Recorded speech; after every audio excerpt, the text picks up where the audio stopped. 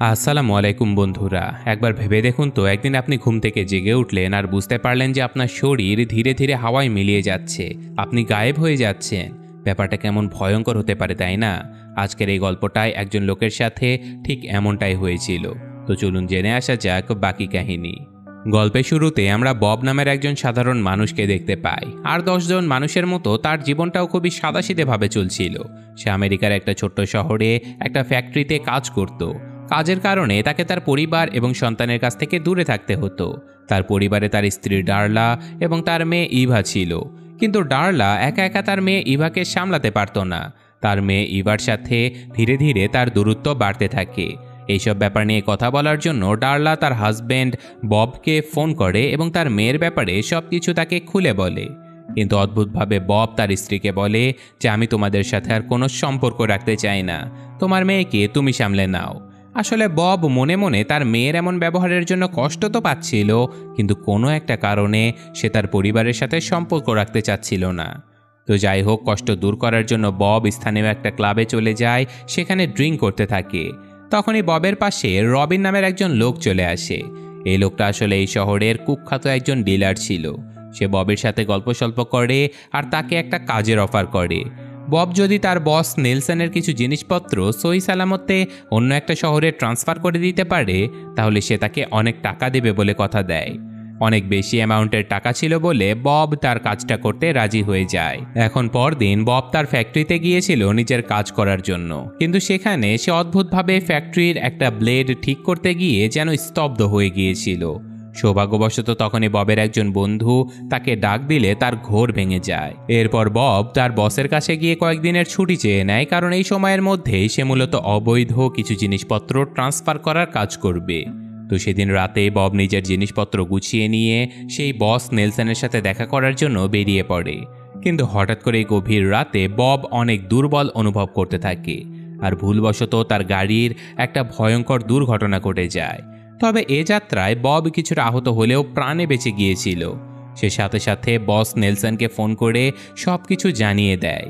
এরপর সে একটা স্থানীয় ক্যাফেতে গিয়ে বাথরুমে নিজের শরীরে থাকা রক্তগুলো ধুয়ে ফেলতে থাকে। তখনই সে নিজের পেটের ক্ষত দেখে অবাক হয়ে যায়, কারণ তার পেটের ভেতর থেকে চামড়া আর মাংসগুলো যেন গায়েব হয়ে যাচ্ছে। সে দ্রুত নিজের পেটে কিছুটা ব্যান্ডেজ করে ক্যাফের ভেতরে চলে যায়, যেখানে তার সাথে দেখা করার জন্য তার বস নেলসন চলে এসেছিল। বব নেলসনকে বলে যে আমার গাড়িটা তো নষ্ট হয়ে গেছে, আমি কিভাবে কাজ করব। নেলসন তাকে কথা দেয় যে আমি নিজ খরচে তোমার গাড়িটা ঠিক করে দেব। তো যাই হোক, এখন নেলসন ববকে সাথে করে নিয়ে তার বাড়িতে চলে যায়, আর পরদিন সকালে সে ববকে সাথে নিয়ে স্থানীয় একটা জঙ্গলে চলে যায়, আর দূর থেকে গুলি চালিয়ে সে একটা বিশাল বড় ভাল্লুক শিকার করে। এরপর সে ভাল্লুকের শরীরের বিভিন্ন অঙ্গ প্রত্যঙ্গ কেটে একটা বক্সের ভেতরে ভরে নেয় এবং সেটা ববকে দিয়ে দেয় অন্য একটা শহরে পাঠানোর জন্য। আসলে নেলসন এইসব জীবজন্তুদের অঙ্গ প্রত্যঙ্গ ব্ল্যাক মার্কেটে চড়া দামে বিক্রি করত। তো যাই হোক, ততক্ষণে নেলসন ববের গাড়িটাও ঠিক করে ফেলেছিল। তাই বব এখন সেই ভাল্লুকের অঙ্গ প্রত্যঙ্গ নিয়ে বেরিয়ে পড়ে অন্য একটা শহরে যাবার জন্য। কিন্তু পথিমধ্যে সে তার স্ত্রী আর সন্তানদের সাথে দেখা করার জন্য একবার নিজের বাড়িতে যায়। সেখানে তার স্ত্রী জানায় যে আজকে রাতে ইভা নাকি তার বান্ধবীর বাড়িতে থাকবে। তাই সেদিন রাতে বব নিজের বাড়িতেই থেকে যায়, আর পরদিন সকালে সে যখন বাড়ি থেকে বেরিয়ে যাচ্ছিল, তখনই তার সাথে তার মেয়ে ইভার দেখা হয়। ইভা তার বাবার উপরে বিরক্ত হয়ে বলে, এত বছর গায়েব হয়ে থাকার পরে আজকে তুমি কেন এসেছো? এটুকু বলে সে এখান থেকে চলে যায়। মন খারাপ করে বব ভাল্লুকের সেই অঙ্গগুলো নিয়ে অন্য একটা শহরে যাবার জন্য বেরিয়ে পড়ে, আর ফাইনালি সে পার্সেল দেওয়ার ঠিকানাতে পৌঁছে যায়। সেখানে একটা ফ্যাক্টরিতে একজন বৃদ্ধ লোক কাজ করছিল। সে সহি সালামতে তার পার্সেলটা পেয়ে খুশি তো হয়, কিন্তু সে ববকে সাবধান করে দেয় যে নেলসনের সাথে কাজ করা কিন্তু খুবই বিপজ্জনক। সে আরও বলে তুমি সাবধানে থেকো, আর তাছাড়াও ওই লোকটা অনেক ভালো ছিল। সে ববের চেহারা দেখে বুঝতে পারে যে বব খুবই অসুস্থ ও বিধ্বস্ত ছিল। তাই সে ববের শারীরিক শক্তি বৃদ্ধির জন্য এক ধরনের হার্বাল ঔষধ দিয়ে দেয়। এসব কিছু নিয়ে বব আবারও নিজের বাড়িতে ফিরে আসে, যেখানে ইভা তার বাবাকে এমন ক্লান্ত আর অসুস্থ দেখে জিজ্ঞাসা করে, কি হয়েছে তোমার? বব বলে, আরে না, কিচ্ছু না, কাজ করতে করতে একটু ক্লান্ত আর সামান্য একটু আঘাত পেয়েছিলাম তো তাই। ইভা তার বাবাকে বলে, অসুস্থতা কম থাকতে থাকতে ডাক্তারকে দেখাও। দাদা ভাইয়ের কথা কি মনে নেই কেমন সামান্য অসুস্থতায় উনি মারা গিয়েছিল? তো যাই হোক, এরপর ইভা বাড়ি থেকে বেরিয়ে যায়, আর সে একটা চাইনিজ মার্কেটে চলে আসে। সেখান থেকে সে কিছু হার্বাল ঔষধ কেনার জন্য একটা দোকানে ঢুকে পড়ে। ইভাকে দেখে মনে হচ্ছিল যে সে নিজেও হয়তো ভেতরে ভেতরে কিছুটা অসুস্থ, কিন্তু সে কাউকে এই ব্যাপারটা জানায়নি। ইভার এমন অবস্থা দেখে আবার সেই দোকানদার মহিলা ইভাকে পাশের ঘরে একজন ডাক্তারের সাথে দেখা করতে বলে, কিন্তু ইভা রাজি হয় না, বরং সে ওখান থেকে ন্যাচারাল চা কিনে নিয়ে ফিরে চলে আসে। এরপর ইভা তার বন্ধু বান্ধবীদের সাথে দেখা করে একটা পরিত্যক্ত মেন্টাল হাসপাতাল ঘুরতে যাবার প্ল্যান বানায়। তো ফাইনালি তারা সেই পরিত্যক্ত হাসপাতালে পৌঁছেও যায়, আর এখানে ঢুকে তারা একে অপরের সাথে বিভিন্ন ভূতের গল্প করতে থাকে। তখন ইভা বলে যে এই হাসপাতালে আমার দাদা ভাই ভর্তি ছিল, উনি খুবই সামান্য একটা অসুখে মারা গিয়েছিল, আমি আসলে জানতে চাই যে ওনার কি হয়েছে। এটা বলে সে আশেপাশে তার দাদার কোনো নথিপত্র খুঁজে পাওয়া যায় কিনা সেটা চেক করছিল। কিন্তু তখনই ইভা ও তার বন্ধুরা এখানকার একটা ঘরে সাদা চাদরে মুড়িয়ে থাকা একজন মানুষকে দেখতে পায়, যে কিনা চোখের পলকেই তাদের সামনে থেকে গায়েব হয়ে যায়। এটা দেখে তারা সবাই প্রচণ্ড ভয় পেয়ে যায়, আর ইভার এক বান্ধবী তার হাত ধরতে দেখতে পায় যে ইভার হাতের অর্ধেকটাও গায়েব হয়ে গেছে। এটা দেখে ইভার বন্ধু বান্ধবীরা ভয় পেয়ে চিৎকার করতে করতে সেখান থেকে দৌড়ে পালিয়ে যায়। এদিকে আমরা ববকে দেখতে পাই, যে কিনা তার স্ত্রীর সাথে বসে নিজেদের পুরনো ভালো সময়গুলোর কথা মনে করছিল। তো যাই হোক, এখন পরদিন সকালে ডার্লা খেয়াল করে যে গতকাল রাতে তার মেয়ে বাড়িতেই ফেরেনি। তাই তার ইভার ঘরে খুঁজতে গিয়ে সেখানে ইভার মোবাইল পড়ে থাকতে দেখে, যেটা চেক করে বব বুঝতে পারে যে গতকাল তার মেয়ে তার বন্ধুদেরকে নিয়ে পরিত্যক্ত মেন্টাল হাসপাতালে গিয়েছিল। তাই বব এবং তার স্ত্রী দুজনেই বেরিয়ে পড়ে তাদের মেয়েকে খোঁজার জন্য। তো সবার আগেই তারা তার মেয়ের সবচেয়ে ক্লোজ বান্ধবীর বাড়িতে চলে যায়, কিন্তু সেখানে তারা জানতে পারে যে ইভার বান্ধবী গতকাল সেও বাড়িতে ফেরেনি। বব বুঝতে পারে যে তার মেয়েকে খুঁজতে হয়তো বেশ সময় লেগে যাবে। তাই সে নেলসনকে ফোন করে বলে যে বস, পরবর্তী পার্সেলটা ডেলিভারি দিতে আমার হয়তো কিছুটা দেরি হতে পারে। এইসব কথাবার্তা বলতে বলতে বব তার সামনে ইভার কয়েকজন বন্ধুকে দেখতে পায়। সে এই ছেলেদের কাছে গিয়ে তার মেয়ের ব্যাপারে জিজ্ঞাসা করে, কিন্তু ছেলেরা কেউই স্বীকারই করতে চায় না যে তারা ইভাকে দেখেছে। ছেলেদের এমন কথা শুনে বব প্রচণ্ড রেগে যায়। সে ওই ছেলেদের মারধর করতে শুরু করে দেয়, যেটা দেখে ফাইনালি ছেলেরা বলে দেয় যে হ্যাঁ, গতকাল আমরা সবাই মিলে মেন্টাল হাসপাতালে গিয়েছিলাম, কিন্তু সেখানে আমরা কিছু একটা দেখে ভয় পেয়ে দৌড়ে পালিয়ে আসি, কিন্তু ইভা আমাদের সাথে পালাতে পারেনি। তারপর থেকে ওর কি হয়েছে আমরা কেউ জানি না। এই কথা শুনে বব বুঝতে পারে যে তার মেয়ে নিশ্চয়ই ওই মেন্টাল হাসপাতালে গিয়েছিল তার দাদার অসুখের ব্যাপারে খোঁজ করতে।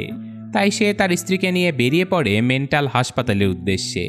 এদিকে আমরা ইভাকে দেখতে পাই, যার জ্ঞান ফিরে আসতেই সে নিজেকে খাঁচায় বন্দি রাখা অবস্থায় আবিষ্কার করে। তো যাই হোক, ততক্ষণে বব তার স্ত্রীকে নিয়ে সেই মেন্টাল হাসপাতালে পৌঁছে গিয়েছিল, কিন্তু সেখানকার সিকিউরিটি গার্ডেরা তাদেরকে ভেতরে ঢুকতেই দিচ্ছিল না, যেটা দেখে রেগে মেগে বব তাদের সাথেও মারামারি শুরু করে দেয়। কিন্তু হঠাৎ করে ববের শরীরে প্রচণ্ড ব্যথা শুরু হয়ে যায়, আর সে মাটিতে পড়ে যায়। সৌভাগ্যবশত তখনই একজন ডাক্তার ববকে দেখেই চিনে ফেলে, কারণ সে ববের বাবার চিকিৎসা করেছিল। তো যাই হোক, সেই ডাক্তার এখন ববের স্ত্রীকে বলে যে তোমার হাজবেন্ডের অবস্থা কিন্তু খুব একটা ভালো না, ববকে এখানে ভর্তি করে ওর চিকিৎসা করানো উচিত। এদিকে ববের কিছু পুরনো স্মৃতি মনে পড়ে যায়, যেমন তার বাবা যখন এই হাসপাতালে ভর্তি ছিল তখন সে হাসপাতালের বাইরে একটা বেঞ্চে বসে থাকতো। তার বাবা আসলে কখনোই চাইতো না যে বব তাকে অসুস্থ অবস্থায় দেখে ফেলুক। তো যাই হোক, ডাক্তার এখন ববকে বলে তুমি যদি চাও তাহলে এখানে থেকে নিজের চিকিৎসা সারিয়ে নিতে পারো। কিন্তু বব বলে যে না, আমার মেয়ে হারিয়ে গেছে, ওকে আগে খুঁজতে বের হতে হবে। কিন্তু তবুও ববের পেছনে থাকা একজন সিকিউরিটি গার্ড জোর করেই তাকে এই ঘরে বন্ধ করে দেয়। আর এখন রাতের বেলা ববের যখন ঘুম ভেঙে যায় তখন সে খেয়াল করে যে তার ঘরের দরজা কেউ খুলে রেখে গেছে। শুধু তাই নয়, তার টেবিলের উপরেও কেউ মেইন দরজার চাবিটা রেখে গেছে। তাই সে দ্রুত সেই চাবিটা নিয়ে মেইন দরজা খুলে এই হাসপাতাল থেকে পালিয়ে যায়। এরপর সে আবারও নিজের স্ত্রীর কাছে ফিরে আসে, কিন্তু আজকে ডার্লা বাড়িতে ছিল না। তখনই আবার নেলসন ববকে ফোন করে। সে ববকে হুমকি দিয়ে বলে যে তুমি সময় মতো আমার পার্সেল ডেলিভারি করতে যদি না পারো তাহলে আমি কিন্তু তোমার পরিবারকে জ্যান্ত রাখবো না। কথাটা শুনে বব প্রচণ্ড টেনশনে পড়ে যায়। সে এখন কি করবে কিছু ভেবেই পাচ্ছিল না। তাই সে দ্রুত তার মেয়ের এক বান্ধবীর বাড়িতে চলে যায়। অ্যালিসা নামের সেই মেয়েটা ততক্ষণে বাড়িতে ফিরে এসেছিল। বব সেই মেয়েটার কাছে তার মেয়ের ব্যাপারে জানতে চায়, আর এই মেয়েটাও সেম কথা বলে যে সেদিন ইভা তাদের সাথে বেরিয়ে আসেনি। তবে হ্যাঁ, অ্যালিসা বলে যে ইভা হয়তো অনেক অসুস্থ, আমি ওর হাত দেখেছিলাম যেটা মধ্যে থেকে গায়েব হয়ে গেছে। এটা বলে সে ববকে ইভার একটা ব্যাগ ধরিয়ে দেয়। বব তার মেয়ের ব্যাগ চেক করলে দেখতে পায় সেখানে চাইনিজ ন্যাচারাল চা রাখা রয়েছে। ববের সাথে সাথে মনে পড়ে যায় যে ডেলিভারি দেওয়ার দিন সেই বৃদ্ধ লোকটাও তাকে হুবহু এমনই একটা হার্বাল ঔষধ দিয়েছিল শক্তি বৃদ্ধি করার জন্য। তাই সে এই ঔষধের ব্যাপারে বিস্তারিত জানার জন্য সেই ফ্যাক্টরিতে চলে যায় লোকটার সাথে দেখা করতে। বব সেই লোকটাকে বলে যে আমার মেয়ে কয়েকদিন হলো গায়েব হয়ে গেছে, তুমি কি জানো ও কোথায়? লোকটা বলে যে দেখো, আমি মানি আমি অবৈধ জিনিসপত্রের ব্যবসা করি, কিন্তু আমি নিজেও একজন বাবা, নিজেও একজন স্বামী। আমি কখনোই কোনো মানুষকে কিডন্যাপ করি না। এরপর বব সেই হার্বাল ঔষধের ব্যাপারে জিজ্ঞাসা করলে লোকটা সেই চাইনিজ দোকানের ঠিকানা দিয়ে বলে যে ওখানে গেলেই তুমি সব কিছু জানতে পারবে। এদিকে আমরা ইভাকে দেখতে পাই, যার হাত পা বেঁধে কয়েকজন লোক তার শরীর কেটে ছিঁড়ে বিভিন্ন পরীক্ষা নিরীক্ষা করছিল। তারা বোঝার চেষ্টা করছিল যে ইভা কেন এভাবে গায়েব হয়ে যাচ্ছে, কিন্তু এই কাজটা করার সময় ইভা প্রচণ্ড ব্যথায় চিৎকার করছিল। এদিকে বব ততক্ষণে সেই চাইনিজ দোকানে পৌঁছে গিয়েছিল। ওখানে গিয়ে দোকানদার মহিলাকে সে নিজের মেয়ের ছবি দেখিয়ে তার ব্যাপারে জিজ্ঞাসা করে, কিন্তু এই দোকানদার মহিলাটা এইসব কিছু দেখে প্রচণ্ড ভয় পেয়ে যায়। সে কিছু বলতেও পারছিল না। তখনই বব এই দোকানের সামনে রাখা তার মেয়ের সাইকেলটা দেখিয়ে বলে যে আমি জানি আমার মেয়ে এখানে এসেছিল, আমার মেয়ের ব্যাপারে যা কিছু জানো তা সব কিছু আমাকে খুলে বলো। এটা বলে সে নিজের মাথার টুপিটাও খুলে ফেলে, আর আমরা দেখতে পাই যে ববের মাথার 50% অংশ গায়েব হয়ে গিয়েছে। যেটা দেখে সেই চাইনিজ মহিলা শুধুমাত্র প্রচণ্ড ভয়ে তার পাশের ওই ডাক্তারের চেম্বারের দিকে তাকায়। এটা দেখে বব দ্রুত ওই চেম্বারের ভেতরে ছুটে যায়। তো পথিমধ্যেই সে নিজের শরীরের জামা কাপড় সব খুলে ফেলেছিল, আর তারপর সেই ডাক্তারের ঘরের ভেতরে গিয়ে চিৎকার করে বব তার মেয়েকে ডাকাডাকি করতে থাকে। আর তখনই পেছন থেকে ইভাও চিৎকার করতে থাকে। এমন পরিস্থিতিতে সেখানে থাকা ডাক্তার এবং তার লোকজনেরা ববের উপরে হামলা করে দেয়, কিন্তু বব নিজের অর্ধেক গায়েব হয়ে যাওয়া শরীরটা নিয়েও সেই লোকগুলোকে প্রতিহত করে খাঁচায় বন্দি তার মেয়ের কাছে পৌঁছে যায়। আসলে এই ডাক্তারদের কোনো দোষই ছিল না, কারণ তারাও এই অসুখের একটা সমাধান খোঁজার চেষ্টা করছিল। তো যাই হোক, ইভা তার বাবার এমন অর্ধেক গলে যাওয়া শরীর দেখে প্রচণ্ড ভয় পেয়ে যায়, কিন্তু তবুও বব কোনো রকমে তার মেয়েকে উদ্ধার করে বাড়িতে ফিরে আসে। আর এতক্ষণে বব অনেক অসুস্থ হয়ে পড়েছিল, যেটা দেখে তার স্ত্রী তার সেবা শুশ্রূষা করতে থাকে। আর সে বুঝতে পারে যে ববের শরীর খুব দ্রুতই গলে গিয়ে গায়েব হয়ে যাচ্ছে। আসলে ডার্লা তার হাজব্যান্ডের গায়েব হয়ে যাওয়ার এই অসুখটার ব্যাপারে আগে থেকেই জানতো। তো এখন সারা রাত সেবা শুশ্রূষা করে পরদিন সকালে ববের যখন জ্ঞান ফিরে আসে, তখন সে তার মেয়ের সাথে গল্প করতে থাকে। বব তার মেয়েকে বলে যে মা, আমাকে ক্ষমা করে দিও, আমি আসলে আমার এই অসুখের কারণে তোমাদের কাছ থেকে দূরে থাকতাম, কিন্তু আমি বুঝতে পারিনি যে আমার মেয়ে হবার কারণে তোমার ওই রোগটা হয়ে গেছে। আমাকে ক্ষমা করে দিও, আমি তোমাকে একটা সুস্থ জীবন দিতে পারিনি, এখন আমাকে অনেক দূরে চলে যেতে হবে। এটা বলে সে যখন বাড়ি থেকে চলেই যাচ্ছিল, তখনই আমরা বুঝতে পারি যে বব ধীরে ধীরে আরও বেশি দুর্বল হয়ে যাচ্ছে। এইসব কিছু দেখে ইভা তার বাবাকে কোনোভাবেই একা ছাড়তে চাচ্ছিল না। আর তাছাড়াও সে নিজেও যেহেতু তার বাবার মতো অসুস্থ, তাই সেও এই বাড়িটা ছেড়ে যাবার সিদ্ধান্ত নেয়। বেচারি ডার্লা একসঙ্গে নিজের স্বামী আর সন্তানকে হারিয়ে ফেলবে এটা ভেবেই প্রচণ্ড কষ্ট পায়, কিন্তু তার করার কিছুই ছিল না। তাই সে অশ্রুসজল চোখ নিয়ে তাদের দুজনকে বিদায় জানিয়ে দেয়। এরপর বাবা মেয়ে দুজনে নিজেদের এক অজানা গন্তব্যের উদ্দেশ্যে রওনা দিয়ে দেয়। আর পথিমধ্যে ইভা বলতে থাকে যে বাবা, আমি তোমাকে কখনো আর একা ছাড়বো না। ছোটবেলা থেকে যতটা সময় আমি তোমাকে কাছে পাইনি, এখন সেই সময়গুলো আমি তোমার সাথে কাটাতে চাই। এইসব ব্যাপারে গল্প স্বল্প করতে করতে ফাইনালি বব নিজের পরবর্তী গন্তব্যে পৌঁছে যায়, যেখানে নেলসনের পরবর্তী ডেলিভারিটা দিতে হবে। কিন্তু ততক্ষণে ববের চেহারাটাও গায়েব হয়ে যাচ্ছিল। সে এমন অবস্থাতে বাইরে কিভাবে যাবে সেটাই বুঝতে পারছিল না। কিন্তু তার মেয়ে কোনো রকমে নিজের মেকআপ আর ফাউন্ডেশন দিয়ে তার বাবার নতুন চেহারা বানিয়ে দেয়।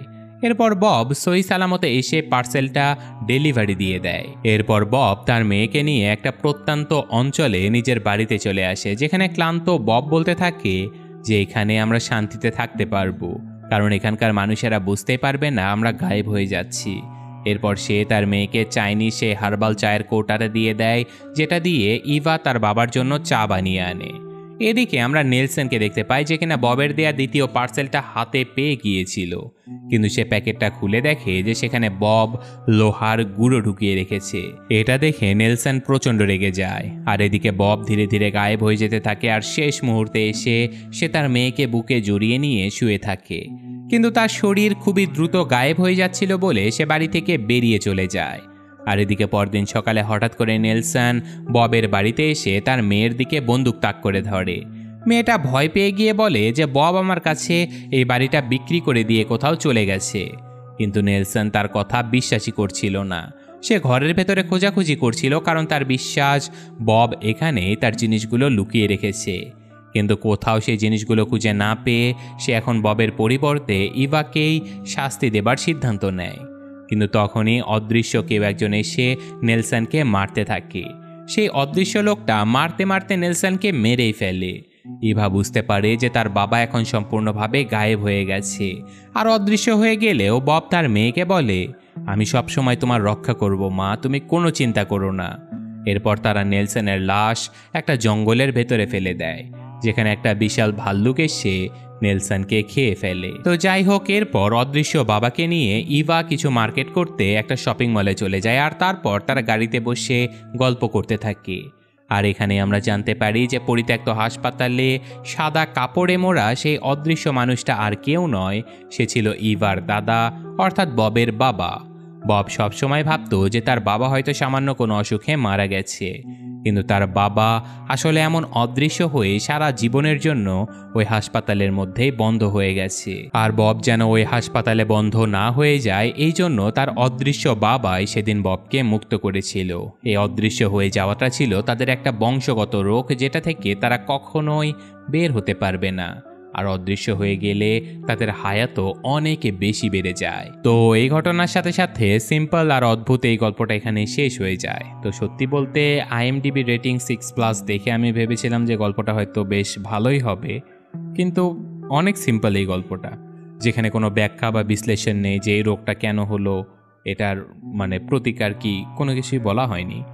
তারপরেও আপনাদের কাছে কেমন লাগলো সেটা কমেন্টে জানাবেন। আমি আজকের মতো বিদায় নিচ্ছি। আল্লাহ হাফেজ।